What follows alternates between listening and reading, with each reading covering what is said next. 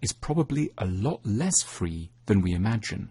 Some very real constraints around whom we can love and feel properly attracted to come from a place we might not think to look, our childhoods. Our psychological history strongly predisposes us to fall for only certain types of people. We love along grooves formed in childhood. We look for people who in many ways recreate the feelings of love we knew when we were small. The problem is that the love we imbibed in childhood was unlikely to have been made up simply of generosity, tenderness and kindness. Given the way the world is, love was liable to have come entwined with certain painful aspects. A feeling of not being quite good enough, a love for a parent who was fragile or depressed, a sense that one could never be fully vulnerable around a caregiver.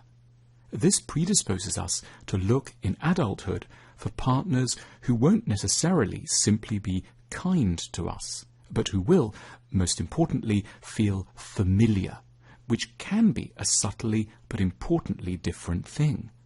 We may be constrained to look away from prospective candidates because they don't satisfy a yearning for the complexities that we associate with love.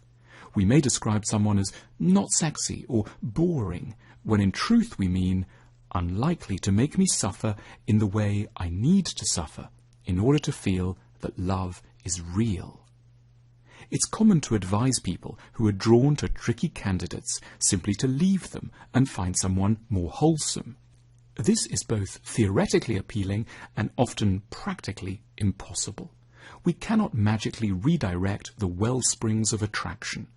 Rather than aim for a transformation in the types of people we're attracted to, it may be wiser simply to adjust how we respond and behave around the occasionally difficult characters whom our past mandates we will find compelling. Our problems are often generated because we continue to respond to compelling people in the way that we learnt to behave as children around their templates. For instance, maybe we had a rather irate parent who often raised their voice. We loved them and reacted by feeling that when they were angry, we must be guilty. We got timid or humble. Now, if a partner to whom we are magnetically drawn gets cross, we respond as squashed, browbeaten children. We sulk, we feel it's our fault, we feel got at and yet deserving of criticism. We build up a lot of resentment.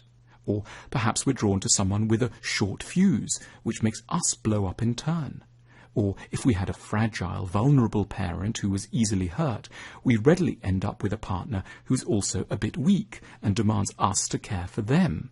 But then we get frustrated by their weakness. We tiptoe around them, we try to encourage and reassure, as we did when we were little, but we also condemn this person for being undeserving.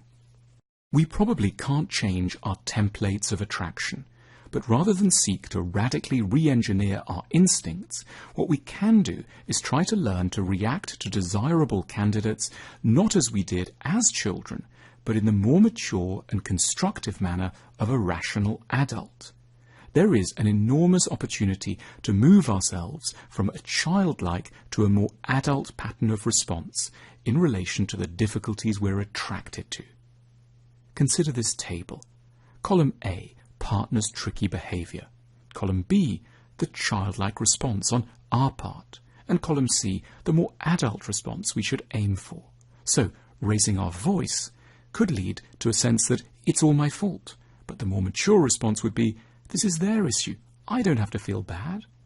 Or, if the partner is rather patronising, the childlike response might be, I'm so stupid. But the more adult response would be, there are lots of kinds of intelligence and mine is fine. And so on. Take a moment to look at the chart.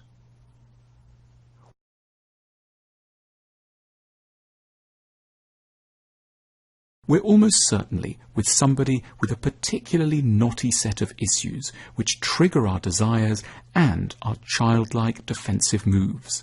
The answer isn't to end the relationship, but rather to strive to deal with their compelling challenges with some of the wisdom of which we weren't capable when we first encountered these in a parent or caregiver. It probably isn't in our remit to locate a wholly grown-up lover. but it's always in our remit to behave in more grown-up ways around our lovers' less mature sides.